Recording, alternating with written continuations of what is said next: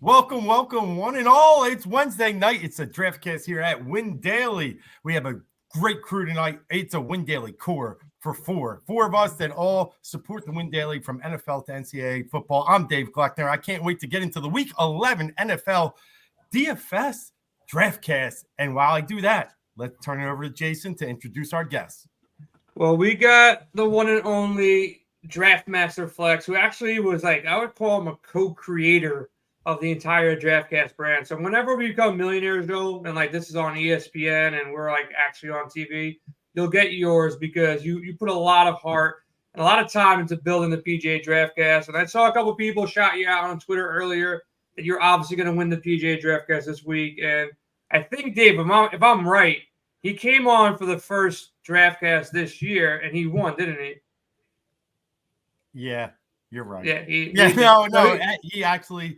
It was a great draft, and he was a great host last year for us, so he's well into this. But he smoked us all in week 2, and I'm a little nervous coming into week 11 here with him back on here. Before we bring in our very special guest coming up in a second, Joe, how's your NFL season going so far? NFL season's been good. It's been a lot of fun this year. There's been some big weeks. You know, the challenge with NFL is there's so many games. If you're playing big tournaments, you got to be perfect. But it's been a good season. So it's not only been a good season, but I like this slate. So I'm looking forward to drafting with you guys this week and hopefully get another W. There you go. Well, we're going to be bringing in the one and only Sticks Picks, who doesn't want to look into the camera because he's building a lineup, everybody, right now that he thinks that nobody else is drafted. He's on mute still, but Sticks, I'm back. You're back. Appreciate you stopping by. I believe this man is aspiring to be a professional golfer. He's going to be an NCAA women's basketball coach, sometime soon on top of that. And he's also going to be taking down some big tournaments in NFL. So, Nick, man, appreciate you stopping by on Wednesday. Usually can't get in touch with you on a Tuesday or Wednesday because you're building the models. You're putting so much time into it. Tell me a bit about your process. I got my process to start NFL and start the thinking process. Joe, you got your process. Dave, you got your process. But Sticks, you're the guru of all gurus. What is your process week to week coming in? In terms of just building a lineup or building up projections, I guess the projections will probably bore some people, but in terms of building an actual lineup itself, or what are you looking for here? Because I guess there's I want to know the whole process, man. I want to know the whole process. You wake up Tuesday morning. Monday morning, the second pricing is out Monday morning, and I think it's probably a weakness for me. And sometimes it's been a blessing for sure, but I get addicted to some players in their prices on Monday morning. It's oh, they're way too cheap. Just looking at this week, and he's probably going to be the highest owned player and probably a first round draft pick in this just due to the value. But looking at Trey McBride against a very good matchup against Houston secondary, he's only 4,400, and the report that he had with Kyler last week, it's okay, I'm okay eating that chalk, and every single hand build that I'll do the 50-cent mini max, just hand builds that I'm probably never going to go back and fix. And can I ask you a question? Yeah, please. I got to cut you off because this is not right, and we might need to report you to DraftKings. How are you still allowed to play the 50-cent mini max? I can't play anything. And you play all this volume, and you're playing a 50-cent mini max. How's that even possible? I don't know. I don't actually play it. I just do all my hand builds there just to find out what works, and then I forget about them. And more than half the time, I have inactive players start in those tournaments because it's just that. I'm just trying to get a feel for the week, and that's usually what I'll start with, is just seeing who's an obvious misprice. But other than that, I think the most important piece of advice that I could probably give for tournaments, obviously that's what this is for. We're not talking cash games or anything like that. Look at the slate, and what I'll do is I have just an odds making app on my phone, and I'll look at the whole slate, take a screenshot, and I'll start to look at each game, and I'll do a little when you edit a photo on your phone, green for go, yellow for whatever, and red for I don't want to touch it. So I'll look at what games do I actually think can just go back and forth. And obviously, the double green last week was Chargers and Detroit Lions. I personally didn't get to that game. Ghost talked about it a ton in the live stream, and there was no ownership on the highest total game on the slate. And there you go. If you play that game, you probably made a ton of money. But this week, what I did, I selected the Rams and Seahawks. Don't think there's much defense on either side of that game. Stafford's going to be back. That total continues to rise. So again, looking at totals will probably help this too. But Lions Bears, I know it's kind of a big spread, but I do think this game with Justin Fields back can kind of go back and forth. And then I know the Chargers Packers is a tight spread, but the total's so low. I don't really think that game has a lot of shootout ability, especially with how slow the Packers are playing. And then there's one more. What am I thinking here? But yeah, I guess it's irrelevant what I'm looking at, but that's kind of like the main process. What games can shoot out? Because I'm a firm believer of getting like a 2x2 or at least a 3x2, if not in a stack. So I'm really game stacking in my tournaments. And lately I've been game stacking disgusting games that just aren't going in my favor, but the ownership on them is just so damn low. It's like I will be on an island the week something hits, and that's just the way I play, and I'm okay with that. So just so you know, Dave was taking notes the entire time. So all those players that you did want are no longer available for the DraftCast. Six, question about ownership and strategy. So you just mentioned like you'll be on an island by yourself, and sometimes that island is lonely, and sometimes that island pays well. It can pay 6 figures, 7 figures, and you've been in that spot before. How do you decipher what could potentially be good chalk or bad chalk, or is all chalk to you bad chalk? Because last week I got suckered into. I don't even know if I got suckered into. I actually wanted to play. I wanted to play Tony Pollard. I thought Dallas was going to smoke him. I thought he would definitely find a way into the end zone. Price was fair. He's actually a good player. Felt that was a good play. But how do you decipher between good and bad chalk when you're looking at ownership? That's tough. I mean, just looking at like pure upside in recent form, like it's kind of like a golf thing. Like for Tony Pollard, I played him in cash just because the ownership was going to be so damn high. And there was certainly a ceiling for that game. Like he could have scored 2 or 3 times. I know Dowdle went nuts in the fourth quarter there. But with such a big spread, I do get concerned with the situation like Tony Pollard because we know the Cowboys want to use 2 running backs with or without Kellen Moore. They've been doing that for years. So, and Tony Pollard really hasn't had 25 touches, I don't think all year long. Maybe I don't even think week 1 he did. He got his points via 2 touchdowns. But like looking for guys like that just aren't really going to leave the field. And the other bad chalk that I thought there was, I didn't necessarily think Tony Pollard was bad chalk, but in tournaments, I was getting as far away as I could from Joe Mixon because the ownership was like 40%. Joe Mixon is a guy that has he's the only way he's having a 30-point game is if he has multiple touchdowns. He doesn't have Devin Achane breakaway speed, like an 80-yard touchdown, like Kenneth Walker has done many times in his young career. Like he could take a 70-yard carry to the house. Joe Mixon just isn't doing that. So when you see a running back at 40% owned, like to me, that's almost an auto fade.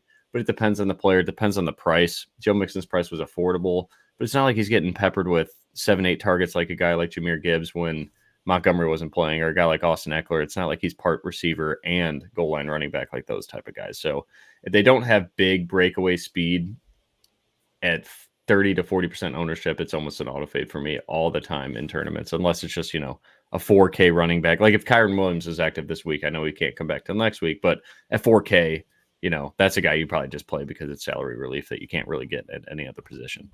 Yeah, so you were talking about process earlier, and we're about to get into this draft cast. We're going to break out all the games, all the players, everybody that we like, talk about stacks, talk about some bets, even get a little bit of a showdown thoughts going in a second. But you mentioned process, and recently I changed part of my process, and something that I think, you can always change your process from week to week, try to refine it. What I've been doing recently is I haven't been building during the week at all. Tuesday, Wednesday, Thursday, Friday, even Saturday. I come off the Sirius show on Saturday, and I might not even build to Sunday morning. Because I've been feeling and I've been noticing if I get locked on players too early, then these other players come along late that I don't want to get into my lineup for any given reason in my single build and stuff like that. And I got to thank you personally. I was obviously Tyler Boyd was locked in my lineup. It was not even a thought last week. I didn't know he didn't have a big game, but it could have been bigger, whatever the case may be. But when I started looking at his prop, I was like, this doesn't make any sense. I just kept on betting it. And then you said during the pregame live, what's the ladder on him? And luckily, it was one of my last bets that I made the entire week. I've been placing bets on props all week, but I think in the prop market, you can start betting those early when you see the right numbers. But even in DFS, don't think you can't change things up late, but also stick to your guns too. It's it's a fine line in balancing your process for making your lineups. But Stick, talk about the projections a little bit. Kind of how you update those projections from day to day, week to week. You don't have to give out all the special sauce, but just kind of give everybody an understanding on how you go about building your projections and understanding, how you should use your projections. Sure. So, I mean, it's a very in-depth process. That's usually why you don't hear from me until Friday morning when I say, all right, we're all clear, fire away. But I'll go through every single game, look at the total, look at the spread, and we have a database. Ghost and I have been collecting it for the last 8 years of average pass attempts when the spread is, whatever the spread is, we have that database. And then whatever the total is, we have that database for pass attempts because we want to start with quarterbacks and work our way, down off the ancillary players off of them. So, and then also we use, the team pass attempts per game, all these different averages, but it's also like expectations based on who they're playing, how many times a team passes against, like the Jacksonville Jaguars. People just pass on them all day long. There's been really no success on the ground against the Jacksonville Jaguars. Same with the San Francisco 49ers. They are pass funnels. Every single team just throws against them, even if it's, like a Tennessee Titans. They are throwing the ball a lot off those two teams. So I'm probably speaking in circles here, but we'll start there. Let's get our quarterback pass attempts, and then we'll look at the defense. So how many times does the XYZ team pressure the quarterback? What does that quarterback do against pressure? A guy like Trevor Lawrence struggles against pressure. That's really been his only kryptonite in the NFL. Other than that, he's lights out. When teams don't blitz him, when teams don't get in the backfield, he carves them apart, especially when you have the weapons that the Jacksonville Jaguars have on the outside. So we'll have an expected passing completion rate, all that stuff, get the completions in there, and then, then we'll go through target shares. So if, I'll just pull up a game right now. Like if Trevor Lawrence is projected for 24.2 completions, we need to spread those completions out throughout the receiving core. And it's not just going to be target share. It's not, hey, Calvin Ridley averages 25% target share every single week. He should get 25% of the receptions because there's coverages for the defense. What did they do? Like the Bears run a lot of cover 2. To me, that gives a even more boost up to guys like Amon-Ra St. Brown and then Sam Laporta at the tight end spot, because a lot of tight ends kill cover 2 because you beat them in the middle of the field.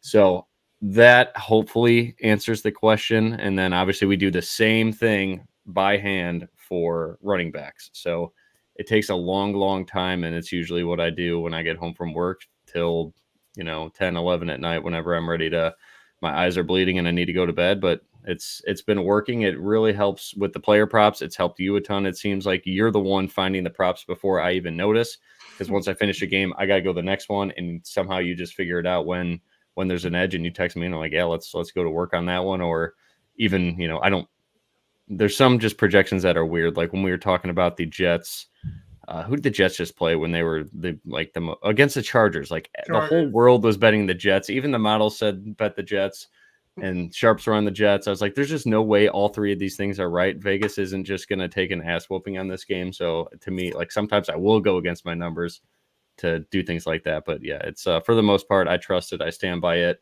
It really helped us with Tyler Boyd last week. It's not like he was like a hidden play by any means, but it has worked out. With Mike Evans, yeah, absolutely. I pulled a bonehead move. I bet that so early in the week, and I bet it just for fun when I texted you the Joel, something that you would have loved to see. So Sticks told me he likes Evans early in the week, and the model liked it. The prop model liked it. So me being who I am, I'm searching for aggressive numbers on these players because I know, there's a good shot. It was a good game. So I searched through all the sports books, and I realized that PointsBet has alternate line on Mike Evans, 125 plus at plus 1,500. So I'm like, that looks good. That looks saucy. I'm going to go ahead and do it. And we also like Hopkins. Hopkins had the same number. They were both projected at 60.5. And then at 125, they were projected, or they were paying out plus 1,500. So what I did earlier in the week, I parlayed those for $100. It was plus 18,000. So I parlayed them, and my dumbass forgot to just bet them individually, which I've done with every other bet that I make. So Evans blows through the door at 145. He was pretty much clear by the third quarter. D-Hop, I didn't watch the game, but D-Hop had 8 targets. I kept on refreshing my phone. Miss him on a long pass. I don't know if he had the opportunity. He had 8 or 9 targets, but He never got there. I didn't bet it individually, so I lost out on 1,500.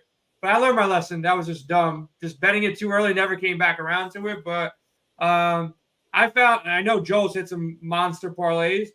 What I'm telling everybody will be done before the end of the NFL season. I'm gonna hit one of those parlays of 2 alt lines for at least like 5 figures, somewhere in the 5 figures. I don't know if I can push to 6 figures, but somewhere in that 5 figures. And big shout out to one of your guys, Joe, on Payout Nation. I don't know if you guys saw it, but dude hit a $200 bet on a 15,000-1 outright and just hit that for 35 grand, right? That's what it was, a 30 grand, some shit like that. 37 grand and outright we gave on the DraftCast.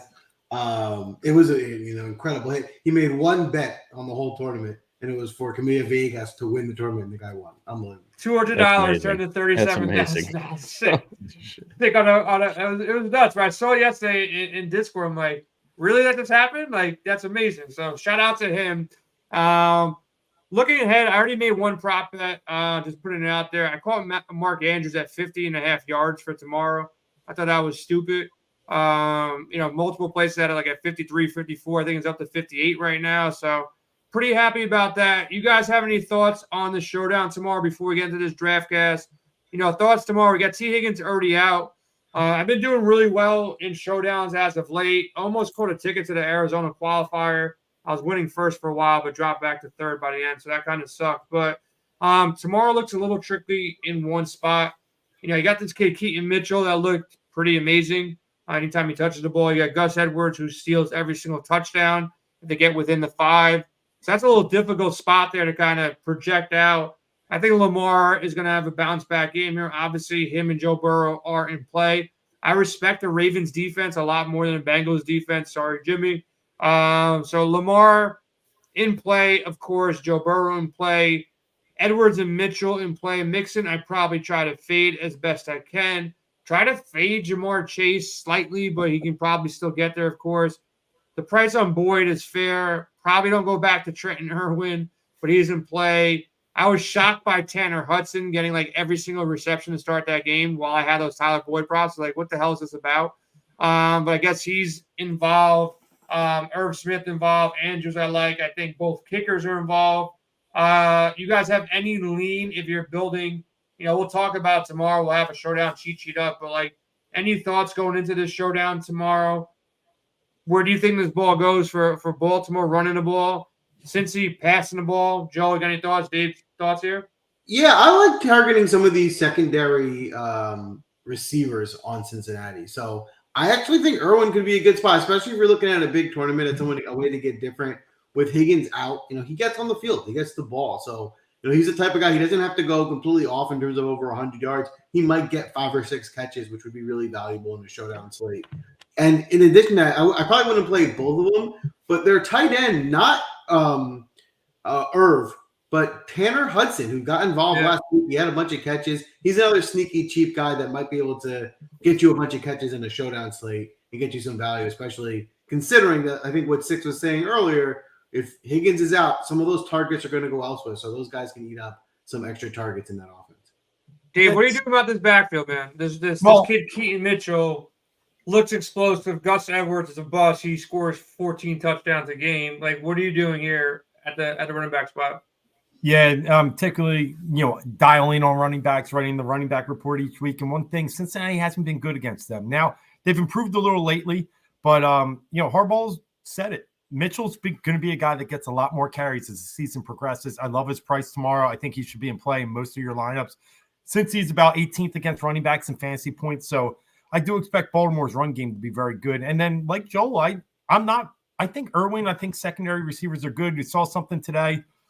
Orlovsky was breaking down the Ravens defense, and they let up considerably a large amount of passing yards late in the game, especially if they're leading. It doubles in the fourth quarter. So they're a team you can attack with secondary receivers for sure. And I'll add, if you watch our college football show, Mitchell was a guy we liked a lot last year. We played him a lot. He's a good player. This isn't completely out of nowhere. It's not. It's a shame he hadn't been playing all year, but now that he's getting the look, he can be explosive. Joe, just so I know, first of all, I'm not a fan of Sticks. What he did to me on Monday was completely uncalled for. He was down 20 in our Win Daily League. He had like down 25 or something like that. Nobody left. He had bum-ass Josh Allen, who sucks. Gabe Davis, who sucks. Gabe Davis, who sucks. And somebody else who sucks. I had the bye week blues. I had to start Gabe. Tyreek Hill out. Don't talk about bye week blues. That's true. And then that rushing touchdown by Josh Allen. And he had that guy who likes to fumble, James Cook. Like, that was the most ridiculous fumble I've ever seen. That just like literally pops up to him again. He runs like another 20 yards. I'm like, this dude won on the most ridiculous, like, it was just a dribble. He was getting the fast break moving for himself. Yeah. But Joe, this week I got Gus Edwards and Keaton Mitchell on multiple lineups in season long. I got to play one because my running backs, I lost Chubb in one league. I've lost some guys. Who would you roll? Because I don't feel safe, obviously, running both these guys. I might do it. I got Madison in one league that can go against them, but if you had to pick one, you take the touchdown equity that Gus has. He's been a superstar for me. I know it sounds crazy, but he's actually carried my running back for a lot of this year, or the young kid, Mitchell. To me, it would depend on your lineup. If you're like favored, if you have the better lineup of the two, and you just need to kind of safer, just get the guaranteed points, then I would go with Edwards. If you're behind and you're the worst of the two rosters, which are going to lose, and you need the extra points, Mitchell, I think, has the higher upside to break the slate and have a huge day. So that's how I would think about it, depending on what your matchup looks like. All right, Dave, man, let's get this thing going. We talked a little bit about the showdown. We'll have more picks, but I like Mark Andrews. I think Stix's model likes him too, above the number here. I got it at 50.5. It's probably like creeped out to 52, 53. But Dave, let's get into this DraftCast, man. Let's go through our picks. Let's not tell Tony he won last week, because he did, and he didn't show up this week. So we don't tell anybody that Tony won. If he finds out, he finds out. But to me, he still hasn't won anything. That is correct. He got his second win of the year, so he's creeping up the standings, but still up top. I got the belt, but, the audience, well, our guests. So, I mean, guests today, Stix, you got big shoes to fill, are doing very well. But last week, where I got let down, I saw a little text too. I got suckered in, and it's a Wednesday. It happens. But to the Tennessee combo against Tampa, after watching what Stroud did to him, I thought Levis could do a little bit better, and he let me down, and that's the reason I lost. But the picks of Mike Evans I had on Wednesday, and also Jaden Reed came up real big for me. Jay, you had a couple big plays, but Hawkinson was your best. I mean, Hawkinson was the number one tight end last week. So great pick there. And then Tony was the Josh Dobbs deployment and using Amon-Ra St. Brown in that game, getting the one-offs was the reason he was able to take it down. So let's see what we can do this week, as there's a lot of juicy games where we didn't hit last week. We didn't attack the Cowboys. If you were able to play Prescott, CeeDee Lamb, and you even mentioned earlier about Dowdell, you really did well. We didn't touch that game due to the possibility of such a big blowout. But maybe we learned our lesson and get into this week, and we'll see, because the Cowboys look juicy once again. So let me bring up the draft board. And Jason, with Tony out, how do you want to handle who picks first? Stix is really worried that all his golden players are going to be taken. So no, Stix, my team's going to be disgusting. I'm okay going last if I have to. But if you want me to go first, I'll go first. I'll go first. Not first. Not first. You can pick your spot. Pick so your you spot. Want to pick first or second or go. third or fourth? Give me first. I'm going to set the tone here. Okay. David, who goes? You were second. I was second. All right. I'll stay in the second spot. That works for me. All right. Let me put this here. Okay. Cool. And then I was third. I'll go fourth for me this week. Get this dialed up. So Joel, you'll end up at third here. And we'll get this. Let me just get the guys up and paste it in, and we will be ready to rock and roll here. And we'll kick it off with you, Stix, then. Lead us off. All right. Give me the chalk. Give me Trey McBride. Oh. I've had him in my lineup every single week for the last 5 weeks on DraftKings. It's just, I was a little shocked by Kyler, though. I'm not a Kyler guy. What I was shocked was he actually ran the ball. I didn't see that coming. I thought he'd be a little bit more cautious out the gate, but he played well. That game is definitely set up for fireworks, and DraftKings, they haven't been the only reason I took Hawkinson last week because he was $5,000. Like, it wasn't like I loved the play. I'm like, he's the best receiver they got at 5,000, and Trey McBride is the best receiver they got at 4,400. So smash play there. Give me might be chalk. I haven't really looked too much at ownership yet, but I will take Amon-Ra St. Brown. The guy's just getting too much. He's too involved. He's too good.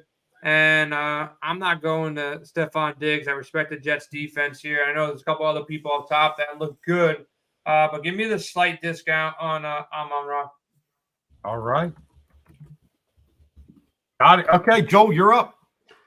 All right. Listen, both guys were on my radar. I was actually going to take Amon-Ra with the first pick, so I'm going to pivot here. I'm going to take my favorite value play first. So I'm going to go at running back, a guy who looked good last week. There is some risk here, especially knowing that he is the backup running back, but it's Devin Singletary. At 5,300, he is a super good price. I'm thinking as good as he looked last week and as bad as they've been running the ball, they're going to give him the carries this week in this matchup. And what I think is going to be one of those back and forth games that Six was mentioning before. Yep. He has an opportunity here to score a lot of points. Joe, what's funny about Singletary, I mentioned it 2 weeks ago.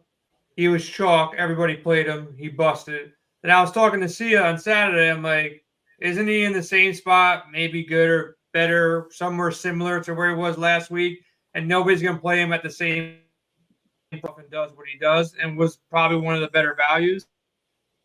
It's interesting how 1 week everybody can say play him, and the next week nobody plays him, and that's when he has his good week, and then everybody plays him when he has his bad week. So you can't take that recency bias out. Like, somebody has a great game, you can't be like, all right, I'm definitely going to play him. But then, like with Trey McBride, like the kid just keeps doing it at 4,400. You just don't fade it. So you gotta pick and choose and look at ownership a little bit. But then, like Stick said, it's a tough job, and we have the job of doing. Everybody else who's putting lineups in, like when to fade the chalk, when not to fade the chalk. But these guys look like they're in a good spot again this week. Damian Pierce missed practice today too with the ankle, so I think you're in a great spot, Joel. That's it was either him or Trey McBride that I was going with first, and yeah, that's a great game to get back and forth exposure to. And by the way, I had him in my write-up last week for running backs, Devin Singletary. I wasn't fading him, thought it was good chalk, not good chalk, good value that low, and I didn't care. He wasn't owned. He wasn't owned. It was like 8%. No, chalk was the wrong word. But no, low value, and knowing he would get about 20 touches, I thought it was worth taking him. So now this week he'll be high owned. I agree. It's going to flip a little bit, but still, that offense. I like him this week. Good pick.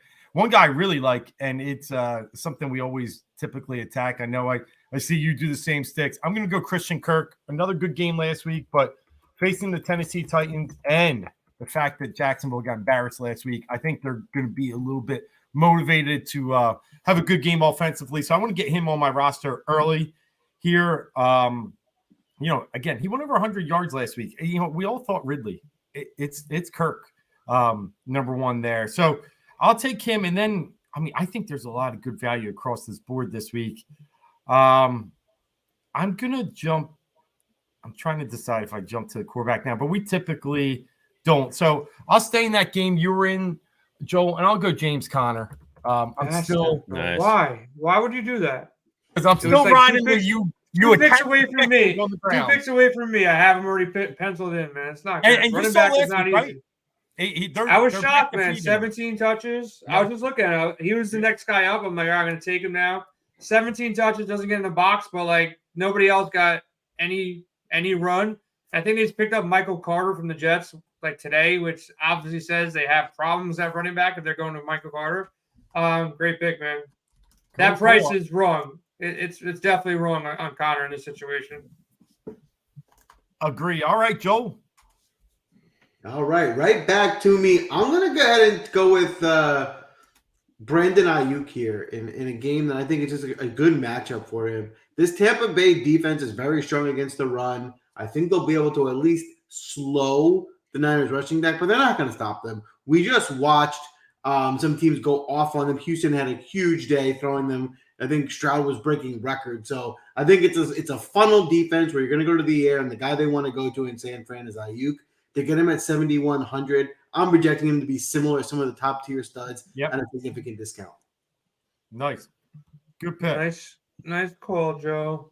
Running back is so terrible after those guys got taken out. I'm like, I don't know what to do.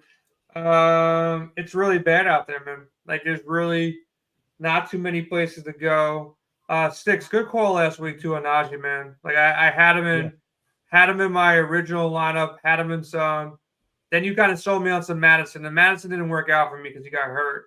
But he was in a good game script, could have worked out. But Najee was a good call last week. I can't go back to him against Cleveland. I respect that team too much. I'm just gonna go off the chain right now, and give me.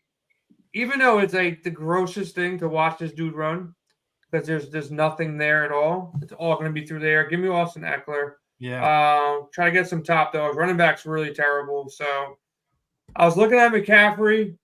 I think he gets there too, but I'm going to need some discount if I went Amon-Ra.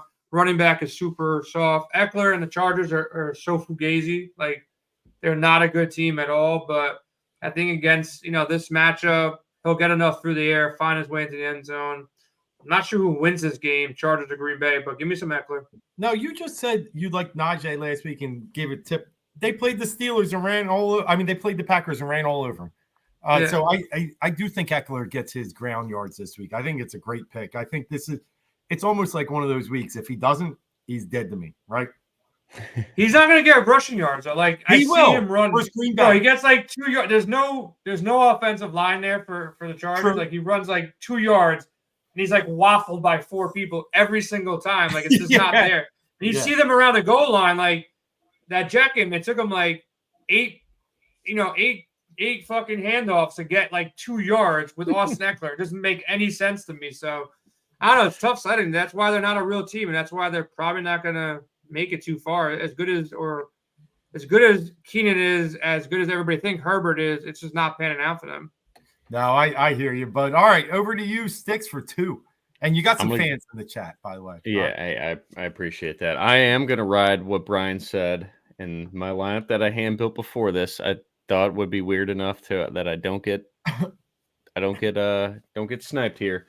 Give me Jahmyr Gibbs. Bears give up the 3rd most receptions to running backs, even with their bye. I think every team's had a bye now, but I'm going to double tap that with another guy that no one will play this week in a fantastic matchup, according to my numbers here. Give me Kenneth Walker. I want those guys that could take 60-yard rushes to the house. I want red zone equity, and I want low ownership. I want Kenneth Walker. The 3rd. All right. The 3rd. Yeah. Now, quick question. Gibbs got some goal line carries last week, got the majority of them. Does that help you feel like he's going to get that the rest of the year? Or is it? No, I don't think. He actually, him and Amon-Ra, and I forgot who the 3rd guy, they do like their own podcast for the Lions. He said that Monty was just gassed. I think Monty had 2 touches right before that on the one. For the 1 touchdown, and he came back and asked if Gibbs wanted to go in, and Gibbs said yes. So, to me, I think this dude's going to be a league winner. Like, he is just so explosive. He is a good runner of the football. He is a fantastic route runner out of the backfield. To me, it's just, again, they're a big home favorite. I don't think they're going to give Monty 20 touches. I don't think Gibbs is going to get 20 touches. They both should be slated for like 15 in this spot, being that big of a home favorite. So, my game script here is that Detroit gets up early. I think Amon-Ra St. Brown is overpriced for that game script, so I want the running back. I'm going to go with Jahmyr Gibbs. Love it. All right, good breakdown. Jay, over to you. We're obviously not friends. I'll go Jared Goff, completely on the other side of the sticks. He might be overpriced with Amon-Ra, but Chicago's defense didn't really get much better, with the moves that they made. Detroit, I like the fact that Justin Fields is going to play too. I think they're gonna be doing something. They're gonna be doing a little bit more than they did with the young kid there. So seeing up pace here, Goff at home, pair him up with Amon-Ra.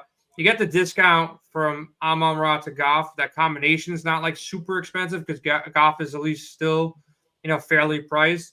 But it's just all the targets going Amon-Ra and Goff's throwing the ball. Hopefully Gibbs catches some touchdowns.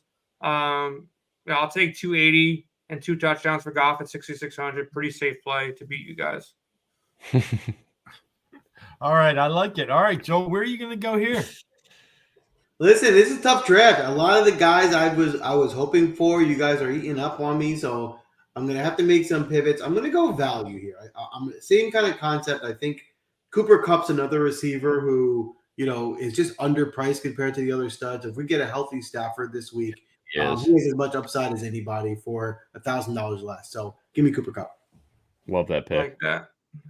All right. Oh, why? Not coming. All right. I love Joel, that game. I love that game, Joel. I love that game. I think that game goes. All right, there we go. Updated, nice there. All right, just making sure we have that. So, there's a. You said you didn't love running back this week, but I'm trying Really to don't. decide. I think he's going to play, and I put this in here as a caveat. I know we made a play. If he's out, I get to switch, but if he's in, it's a smash week, especially with Mostert a little bit, on the mend. I'll go Devon Shane. It's trending. I know it didn't practice today that he is going to play. I'm going to take a risk against a bad Raiders team. We've seen what he's done when he's played, and it's been electric. So 6,600, pretty decent price if he can play and get at least 50% of the snaps. He's like the most talked about guy in like DFS, like earlier on this year. I was lucky enough to have him like in a couple of leagues season long, so I was happy with it. Six, what do you do if he plays this week? Not touching that situation because him and Mostert are both in great spots, and that whole damn team could score a touchdown. To me, Joel, you touch him or no? Yeah, I'm out. I don't love. I think it's a tough spot. I agree. I can see the upside. Like I can see him getting there. The possibility of sprinkling him into a lineup, maybe one fine, but he's not someone I'm targeting. So not in mains sticks. If you got him in a 150, you have I'll definitely 5%, 10%.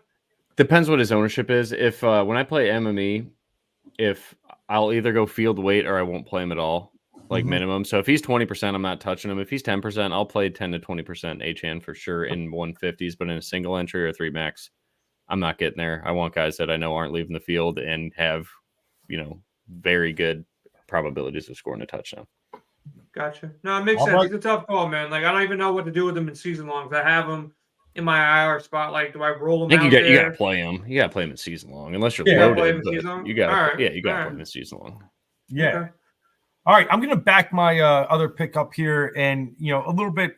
This is hoping Nico doesn't play, but if he plays, I'm still okay with this. Noah Brown, I know he's a little bit questionable as well, but these last 2 weeks have proven, and they're playing one of the worst pass defenses in the league. I think they're 18th or 19th against receivers, so pretty good value there with Noah Brown. Okay, over to you, Joel. All right, I'm going to go ahead here and take Travis Etienne. This Tennessee defense has historically been a funnel defense good against the run, but they've shown some weakness recently where they've given up some big days to running backs. I think this is a different defense where they can beat on the ground, and Jacksonville wants to get the ball to Etienne. He's their main playmaker. They will throw to him. They'll run to him. He has plenty of upside at 7,200, a tier below some of the top backs. So I like Etienne's running back spot this week. Like that. All right. Call. Yeah, running back is so tough right now. Like you guys took the players that I liked. I was thinking about Brian Robinson, but I just never played this dude. I like the Washington offense. I like this matchup for Washington, but it's just not Gibson's a guy that up too. Yeah, it's. You think Gibson is out though, or I feel like he's been playing a little bit more. What's your call on Gibson? I don't know. Has Gibson ever missed a game? That guy's an absolute warrior. Like he's like catching passes now. He plays through injury. Yep. Yeah. He didn't practice on Wednesday. So I was looking at Robinson, said, that's probably a good spot there. I was looking, potentially at Breece Hall. Like I like Breece Hall a lot. I just hate the Jets and how they move the ball and how they don't use him. But I think Breece Hall is in play. They've been atrocious for him. Like this dude should be averaging 100 yards a game, but their offensive line sucks. Wilson sucks, and then they have like the worst penalties in the NFL. Like every single time he breaks off a 15-yard run, it's a penalty. So I'll go off those two guys. I'll just take a shot here one last time. Kind of to the same approach of Singletary, extreme ownership, and nobody's on him. He's still got one of the best matchups on the board. 26th ranked defense in Carolina. I'll give Pollard another shot. At 6,600, he probably doesn't burn you.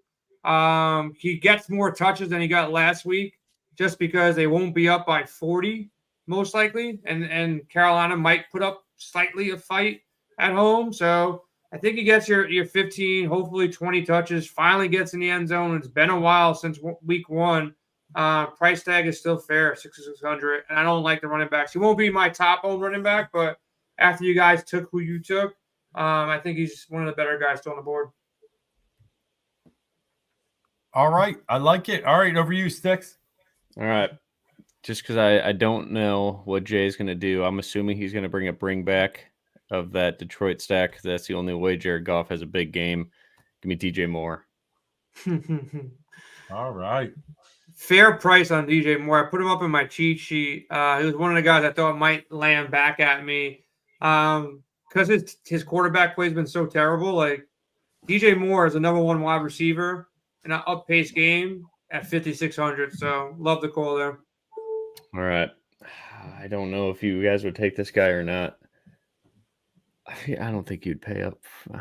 Yeah. All right. Give me Nico. He's going to play. He's got 6 inches on every single DB Arizona has. He gets Marco Wilson the majority of the time, who I believe is giving up the most fantasy points per routes ran. Him and Emmanuel Forbes for Washington. I want Nico Collins. My boy. There you go. You were years early on that guy, and this year it's been paying off for everybody. And big shout out to Noah Brown too, man. Like if you played him the last couple of weeks, you were almost auto cashing, like 35, 3,600, grabbing you like 20, 35 points, depending on a week. So you wait till I picked him like 2 rounds ago. You wait to talk about him now.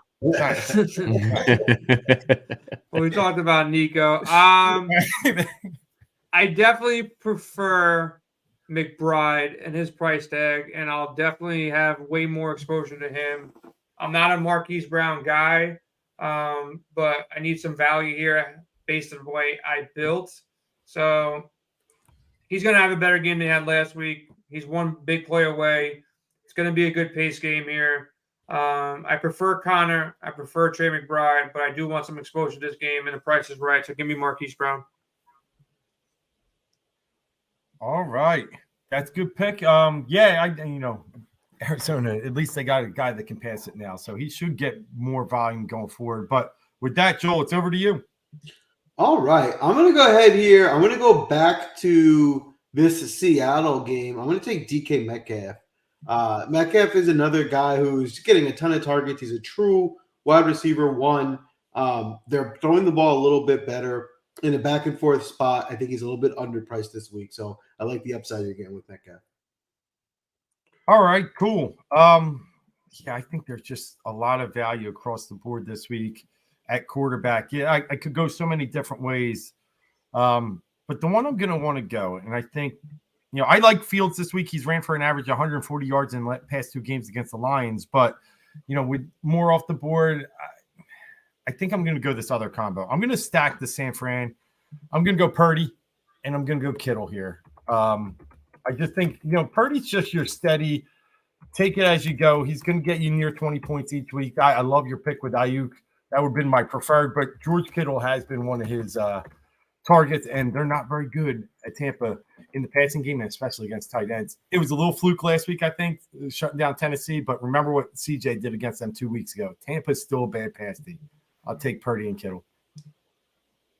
All right. I was considering Purdy too. I like Purdy this week. Again, it's one of those funnel defenses where I think they're going to go to the end. They're going to get their points. So I like that pick. I'm going to go value here. I think a guy's been pretty underpriced. Some weeks tight end is a position where I kind of bank on maybe no one's going to break the slate, and just getting a few locked in points on a cheap tight end is sometimes the best route. And one of the cheap, I think a guy who's just underpriced is Tyler Conklin from the Jets, who have been throwing the ball a lot too. He's under 3K, which is super cheap. If he gets another 6 or 7 catches for 50, 60 yards, that's plenty of value at 2,900. So lock me in with Conklin. Joel, did you check out my cheat sheet? Is that why you're taking Tyler Conklin right before I'm going to take him, bro? Thank you so much. He won me a lot of money. I don't. Did you guys watch that terrible game the other day when the Jets were whatever it was Sunday night or whatever when they played the Raiders? Dude, yeah, the only thing that was good though. Typically, I'm on the wrong side of this, so I took Conklin over 24.5. Hit that. Then I had his ladder at 50, 60, and 70.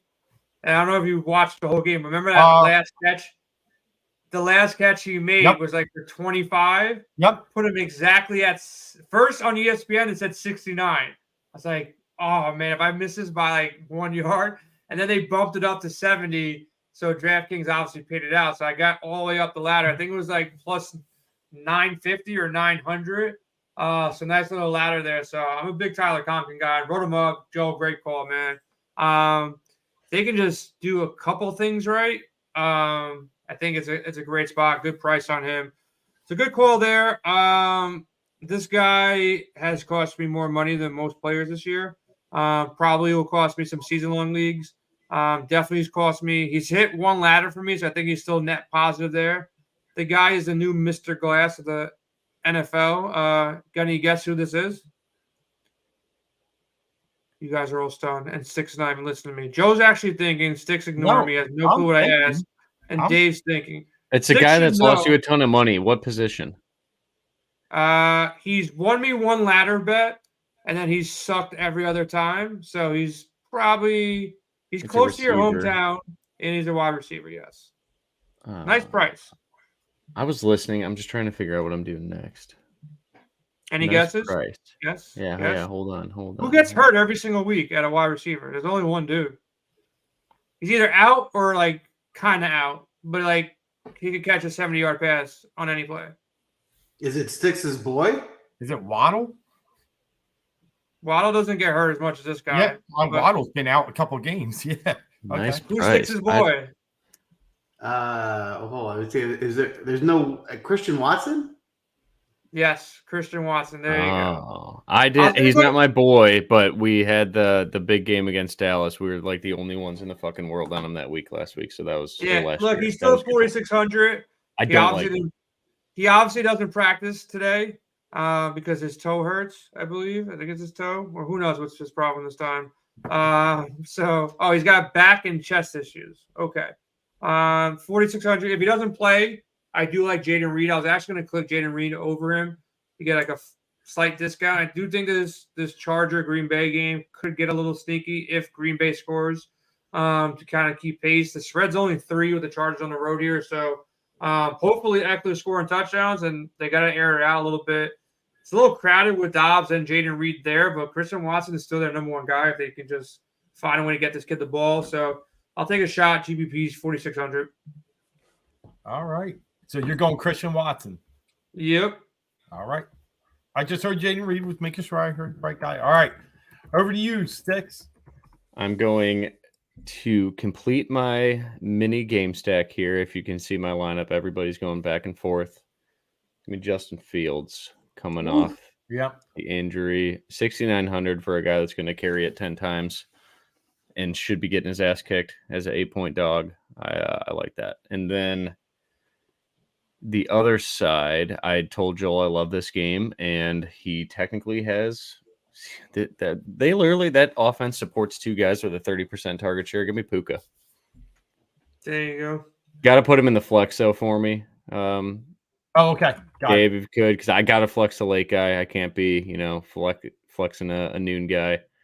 So it obviously, and now I'm handcuffed to receiver, so you guys can't take my punt, but we'll see what happens. Yeah. I'm going to go this way before somebody else goes it. I'm not Puka too, Dave. Gotta have some respect for my boy here. And listen, it's Luka, Doncic, and Puka, and I always get the K wrong, man. I'm going to go defense here. Nobody drafted defense. I think it's the best value D on the board. I went taking expensive. The Jets. Yes, sir. I feel like I'm the only one who kind of respected the Jets defense all this year. They'll get sacks. The matchup against Buffalo, they've already beat this team, which was shocking to me that they can beat Buffalo. They could have beat KC, and then they lose to, and they beat the Eagles, but then they lose against the Raiders and Chargers. It's just depressing as a Jet fan. But I think their defense is good, man. I think they're going to get some sacks. It's priced right.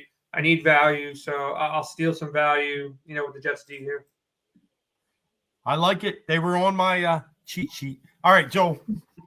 It's funny enough, I was planning on taking the Jets with this pick, so I gotta rework it.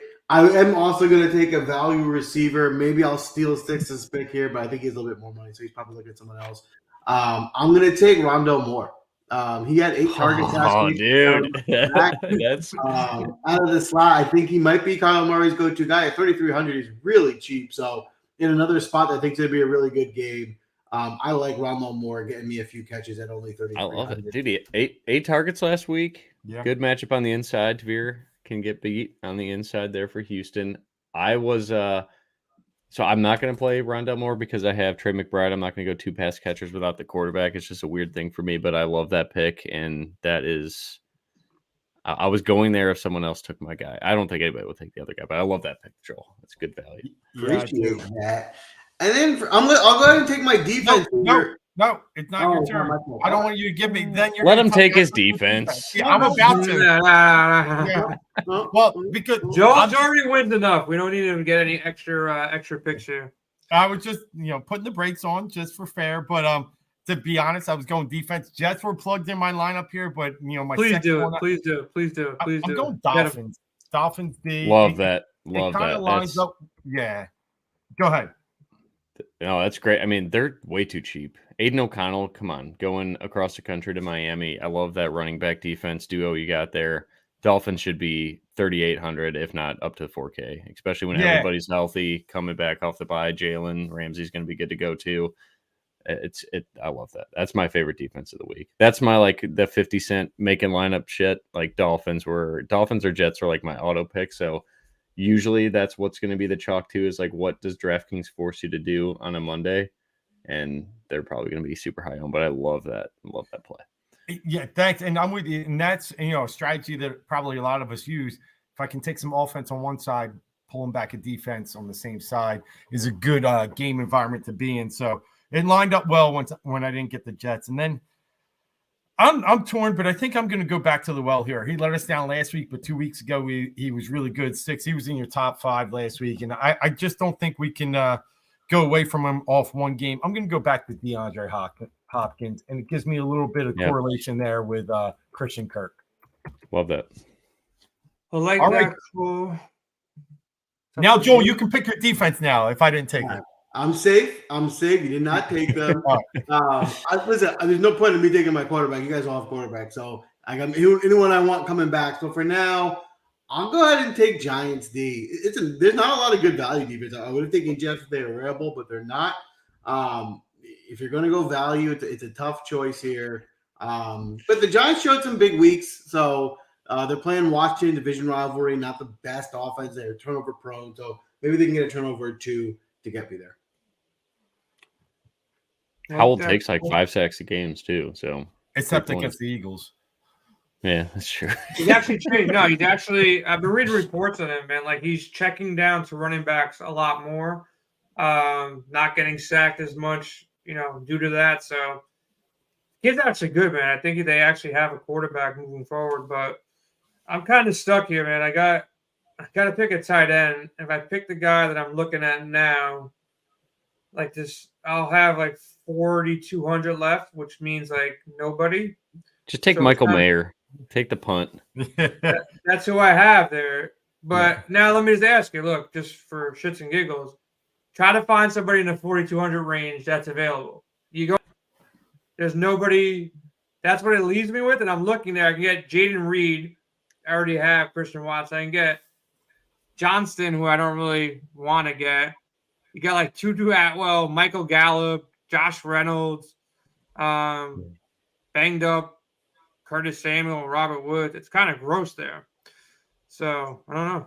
It's kind of like a dead zone for me right now. Looking at 4,200, it makes me want to like upgrade my tight end to somebody else, but that is gross. Hold on, real quick. Yeah, what about Lawrence Cager? Didn't he was like top 3 in the Giants for routes? Joel would know. Joel's a big Giant fan, aren't you? You have Tommy DeVito throwing the ball. DeVito. Do you want anybody? Yeah, that's true. I mean, dude, he's going to lean on the tight end. Do you think Washington's defense in play or no? I was looking at Washington's defense. I threw him in a cheat sheet. Obviously, nobody took him, or maybe Sticks, you might be able to take him. But like, are you looking at that? No, my defense is going to be the Packers, and I'm not happy about it, but I'm going to take it. Chargers are very banged up, and it's at Green Bay. To keep the show moving, I'll go with Mayer, and I'll figure out what to do with this 4,200 left over. So, look, you got a good game script. I'll definitely take Trey McBride. I'll probably take Conklin over Mayer, pretty much at the same price. But he caught that touchdown and win the game for them. Not that really means much for him in this matchup, but he's getting the targets. He's on the field. He's probably their second or third option, or maybe fourth option if you consider Josh Jacobs here. But 2,700, they're going to be down a bunch. This kid's a young kid, so he's not coming off the field in a blowout. So he might get that McBride, garbage time that we saw a couple weeks back that, I was happy about. It might happen again here with them being down so big. So 2,700, he's definitely in play. All right, I'd like it sticks to finish your team. 5,600 left. How are you crafting this up? We're going to go with the Packers. All right. Just because I don't really ever care about defense. There's been, I don't know. I'm going to take them. I think they'll go positive. And, all the guys on the Chargers literally don't have a tight end this week. I think both those guys are in jeopardy of missing. So my theory here, this is a lineup meant for like 1,000+ person contest, but this is just how I always build anyway. So if Justin Fields has a ceiling game and the Lions are scoring at will and Gibbs gets to 25, 30 points, Fields is going to have to spread the ball out a lot. Brian Branch is giving up a ton of receptions on the inside of the field. And a weird stat, I've been tracking it for quite some time. Darnell Mooney tears it up in a dome. 20 more yards receiving per game when he's in a dome than when he's outside. Give me Darnell Mooney, 3,300. He's so skinny, he doesn't have like that warmth to keep him flowing for the games. Now, I might look at Mooney. Now that you say that, he was a guy that I was looking at. If I didn't go a certain direction, props, like a prop market play would be Mooney in this matchup. I think he's a long ball guy. If Fields can just hit him, I don't like Fields' accuracy, but he's open a lot. This guy's probably open more than he's not, and he just doesn't get touches. So I like to play there. Kind of back you up, Sticks. You're stacking the game, and due to lineup construction here, I think the best 4,200 I can spend will be Cole Kmet. I got Amon-Ra. I kind of fell into the same trap last week. I had 5,200 left, and Hockenson was the best on the board, so I'm like, fuck it, I'll take Hockenson. And he goes out there being my best guy. I'm not saying Cole Kmet can outdo all these players, but I think, for 4,100, better spot. That 4,000 range is just complete dead zone, man. Yeah, dude. All right. Hockenson got beat up last week, too. That guy is a warrior. Every hit, he's just down for 10 that seconds. Whole team, man. He was questionable going in. Yeah. That whole team, man, with Dobbs. I keep messing with my Jet fan friends. What would the Jets be right now if they had Josh Dobbs? What would they be? 6-2? What would they've lost a game? No. I can't believe that coach still backs Zach Wilson. And I get you got to do it from a team. I think he just knows that A-Rod is coming. So if you know that, you don't want to what are you? But not with an Achilles. He's not. This is all. He can go hide in a cave for 3 more weeks. I don't care. He's not coming out with a new Achilles by December. You don't think he's playing December? No, they're going to be 4-8. If they're respectably have a chance for playoffs, Aaron Rodgers goes in December. I think he does. I think he doesn't. I think he's just obsessed with hearing himself be on TV all the time. So if he says, "Hey, I'm recovering quick," and he's throwing the ball he's just a narcissistic. Yep. I don't know. I used to love him. He's obviously one of the best quarterbacks in our generation, but the dude is just, I don't know, loves to hear himself being talked about on TV. 100% agree. And get on the Pat McAfee show on Tuesdays and blow yourself up. Stop it. Yeah, I could do a whole hour on. Give me my rant next week on Aaron Rodgers. But with that, Joel's got a quarterback. You want to draft Zach Wilson now? Yeah, no, I'm not going to take Zach Wilson. Staffy worked out perfect. But I will take a quarterback that I'll be throwing to one of my pass catchers. That is a guy that is newly returned to the lineup, and that's Kyler Murray. Coming off injury, he looked pretty good last week. He ran the ball a few times. What I mentioned already a few times during this draft, I like that game spread. I think that goes back and forth. And as you always know, I love playing a quarterback that's got some legs that can also give me some rushing stats to go with it. So in a high upside game. I think Kyler will get me some upside. I can pair him with Rondale Moore. Love it. I like it. And, coming into this, I said if I could have landed Murray, Fields, Goff, I would have been really happy. You guys got them all. And then Purdy, I was still good with. But I got to close mine out here with a flex player. And I was impressed last week. Bad news came out of Cleveland today with Deshaun Watson down for the year. But the running game should still be Jerome Ford, baby. Yes, we are going Jerome Ford. 64% of the snaps last week, went over 100 yards in Pittsburgh's bad rush defense. He also got 64% of the touches too. It's his backfield, it looks like right now. I think it's a good price at 5,200. So yeah. If I could spell, it is Ford. And that wraps it up for our lineup. As I'd like to do here, I like to go around and give a quick perspective. We do have a couple questions in the chats. And Six, I want to lead off with you because we're looking at 4 games with totals over 45 this week. And one game we didn't really touch too heavily. Joel got a piece of it with Cooper Kupp and DK Metcalf. But in this Rams-Seahawks game, are you interested in some of your lineups as being a game stack here? Yeah, absolutely. A lot of my builds, again, in that Monday, get obsessed with pricing for no reason. That probably kills me every single week. But yeah, this is one of the games that I'm stacking the most. I love DK Metcalf. If you need, $400 of extra savings, the Lockett's getting 8+ targets a game and a big factor in the red zone. I love Kenneth Walker. That's why I kind of went that route. I just didn't want to flip the coin on what receiver I want. And I do think Seattle kind of has their way on offense. It's the Rams defense is the one that got Dak Prescott on this heater. So I think that they can score at will. And then on the other side, where the ball is going. It's literally going to Puka. It's going to Cooper Kupp. That is it. They don't have a running game. They're going to have to throw the ball 40+ times. McVay's fine doing that. And this offense goes after a bye, too, if you look at McVay historically. So, yeah, I think this game has a lot of fireworks. It's right up there with Arizona-Houston for me, and it is right up there with I like the Bears-Detroit just because I don't think anybody will be on it. But, yeah, in terms of, safety, I really like that game there in L.A. Yeah, you're right. You did get a piece of it with Puka and Kenneth. And this was the Puka breakout game, if I remember, week 1. Certainly was. 12 catches, and they dominated Seattle. So, yeah, I think we do have a chance. And are you okay with Stafford this week? I am. Yeah.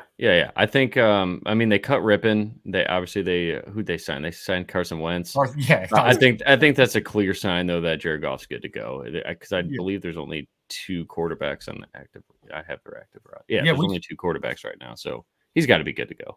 Yeah, we got to probably check his wife's Twitter. She'll let us know. But it is a bad sign, though, that both quarterbacks that I have the most exposure to right now, being Fields and Stafford, have throwing hand thumb issues. But, whatever.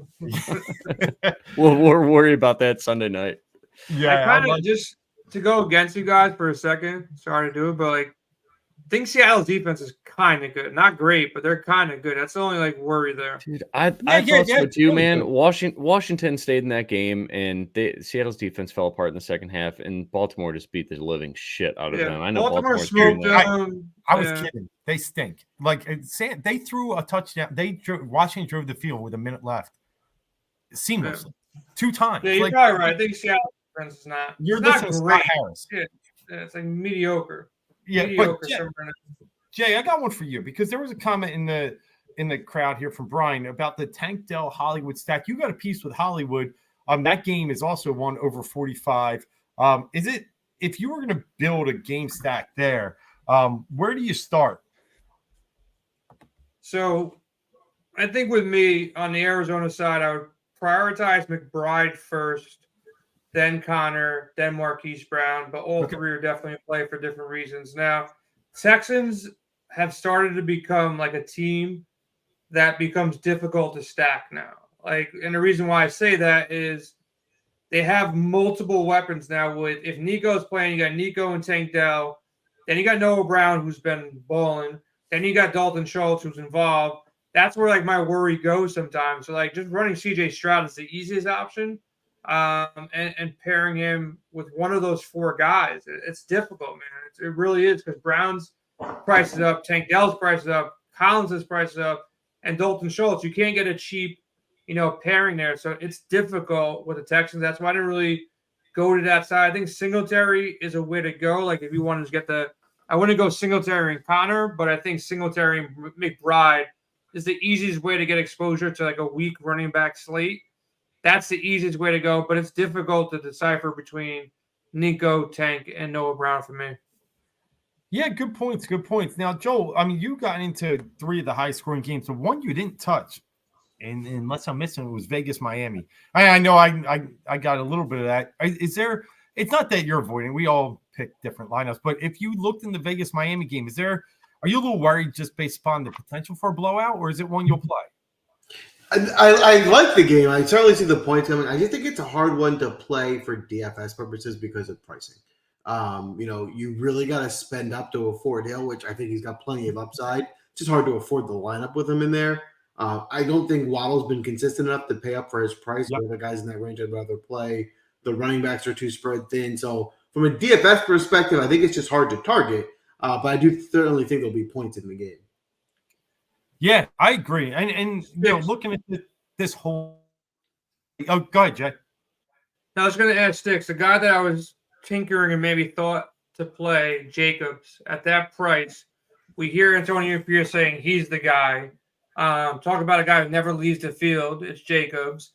Thoughts on Jacobs at that price? I think he's in that middle range that if you want some exposure to that game, you can pay up for Devontae, but you have, a semi-bum at this point throwing him in the ball. So even if he's open, he might be hard to hit. But Jacobs there, thoughts on him? I think he's an interesting play. Yeah, I mean, it's a guy that is one of the few that's like he's going to get 25 touches. That's what this guy does. They run him into the ground. They pass him the ball a lot. My only downside there is like you got to tell yourself a story about the game, and you can't play everybody. So for me, when I was looking at that price at 6,800 or 6,700 for Kenneth Walker, I just really find it hard to believe that the Raiders are going to score points on the road at Miami, especially Miami off the bye with Vic Fangio and that defense being healthy. My game script there is Miami kicks the living shit out of them. And, I don't want to play a running back that I don't think doesn't have touchdown equity. And right now I just find it hard to believe that Las Vegas is going to get many red zone snaps. And that's kind of my concern. But for like a cash game standpoint, like he should be a lock for 15 points just for the volume, which I'm fine with. I just find it hard to believe that he's going to get 30 plus. And that's pretty much what I look for when I'm paying up for anybody in DFS. Like with Darnell Mooney, obviously I don't expect 30. I hope for 10, but everybody else on my team, I think get 20 plus. You would take him or Pollard? Okay. Yeah, I kind of agree with that as well. I think, there's some theory to, Pollard's going to be low on this week, right? Because he's just on everybody's shit list. So I don't think he is at 6,600. People are going to play the matchup. And that's what drew me to Walker. Because it's like, okay, two of the best spots and like for the touches, for the value, for the volume that they get is Josh Jacobs and Tony Pollard. So I was like, okay, no one's going to play Kenneth Walker, so I'll go there. But so what I do think people play Pollard. Like ownership wise, like 10%? Do you think higher? I think 15 plus. Yeah. 15. Okay. Yeah. And if that's the case, I mean, again, Jay, going back to your theory, 6,600. I mean, all year long, he hasn't even, 68 was his lowest price tag all year. He's usually an 8K player. So maybe for that reason, we do get a little value there. All right. With that said, Jay, you got anything else going out? Any game by games you want to hit here?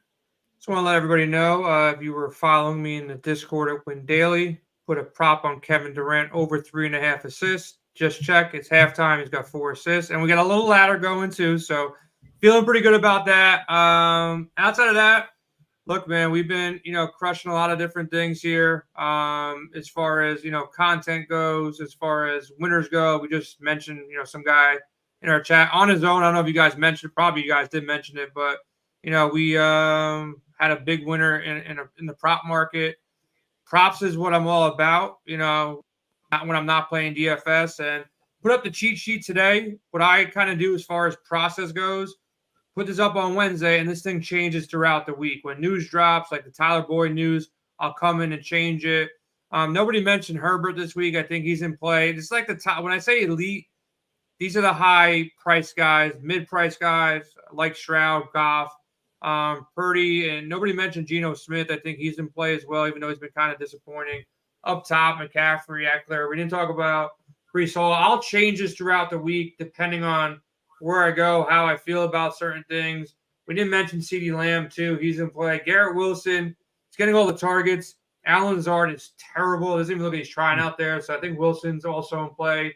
We talked about DJ Moore, Marquise Brown, Laporta. Again, we like that Detroit game. Brought up Schultz, McBride is there, Chig is there, Logan Thomas. A lot of players that we ended up drafting, on this cheat sheet. And throughout the week, I have an honorable mention here. We didn't talk about Tua. Tua can have the Dak game of last week. I wouldn't be surprised. Me and Six played some Baker Mayfield last week. He's up here. So I'll update this throughout the week. Sticks' motto really helps me, supports me both in the player prop market, and also just building lineups on the projection side for DFS. So you guys are doing a great job there, Dave. You got articles coming out. So that's pretty much it for me, man. Just use the resources on the site. Hop in Discord. We're here to help everybody out, and hopefully, we'll have a big week this week. Love it. Well, that about wraps up. Before we get out of here, though, thank you, Joel, for coming on. Obviously, last night, big PGA DraftKings got a tournament coming up tomorrow, right? So big one to follow. Click on that, watch that, and Sticks. Before we get out of here, I know you do a ton for Win Daily, but let everybody know, in case they're not regular Win Dailies, where they can find you and all your work. Yeah, at StixPicks on Twitter, STIXPICKS. Thanks for having me, guys. Yeah, and the First and Six podcast is pretty much usually Thursdays or Fridays. I think this week it'll be Friday because we're going to wait on more. As the season gets longer, I like to wait until we have more injury news because I don't want to give you a take on Wednesday that's just completely garbage and like 5 minutes of me ranting on a game that means nothing by Sunday. So look for that on Friday. It's completely free on all the app stores or whatever. Like and subscribe to that if you could. It'd be awesome. I had a ton of great feedback on it. It's just a solo pod of me for 30 to 50 minutes ranting about every single game. So it's a lot of fun, though. It goes into more of the coverage breakdowns and what actually goes into the model. And we've uncovered a lot of great players through that podcast. So it's been fun. Love it. And thanks so much for coming on tonight. One of the things I take out of that, and I do listen, is, I can find what teams do against certain, run defenses and pass defense, DVOA. But when he dives into cornerbacks and the coverages that they play, it just gives you that added edge, and we love it here. So appreciate it, Sticks. And as always, you're welcome back. So thanks everyone for tuning in tonight. Great questions, great points. Tomorrow night, big showdown. We talked about that earlier. Hope you're getting into the Bengals-Ravens game. But until next week, we'll be back for the NFL DraftCast. I'm Dave. That's Jason. That's Sticks and Joel. And we'll see you next week.